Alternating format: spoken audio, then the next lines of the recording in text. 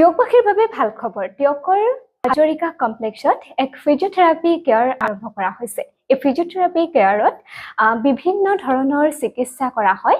বিশেষকৈ ফিজিঅথেৰাপি সম্পৰ্কীয় সকলো ধৰণৰ ৰোগ ইয়াত চিকিৎসা কৰা হয়। লগতে ষ্ট্ৰোক হোৱাৰ পিছত যি পেৰালাইচিছ হয় বা খেলা ধূলাত কাৰোবাৰ যদি আঘাত পায় বা শিশুসকলে যদি খোজকাঢ়িবলৈ অসুবিধা পায় তেনেধৰণৰ সকলো চিকিৎসা ইয়াত অতি কম মূল্যত চিকিৎসা কৰা হয়। আপোনালোকৰ যদিহে তেনেকুৱা কোনো সমস্যা আছে তেতিয়াহ'লে এই ফিজিঅথেৰাপি চেণ্টাৰলৈ আহিব পাৰিব। আমি স্ক্ৰীনত এটা যোগাযোগ নাম্বাৰ দি দিছোঁ। এই নাম্বাৰত আপোনালোকে আগতীয়াকৈ যোগাযোগ কৰি এই ফিজিঅথেৰাপি কেয়াৰলৈ আহিব পাৰিব। আমাৰ এই ফিজিঅথেৰাপি ক্লিনিকখন হাজৰিকা কমপ্লেক্সত আছে। আমাৰ টিয়কৰ হাজৰিকা কমপ্লেক্সত থানাৰ অপজিট চাইডে আছে।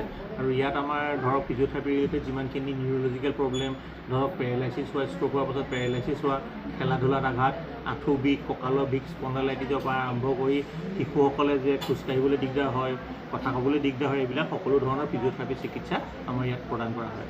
আৰু বিশেষকৈ কিছুমান যদি পেচেণ্টৰ কিবা মানে আৰ্থিকভাৱে কিবা দুৰ্বল হৈ থাকে তেতিয়া আমি তেওঁলোকৰো আমি সহায় কৰিম।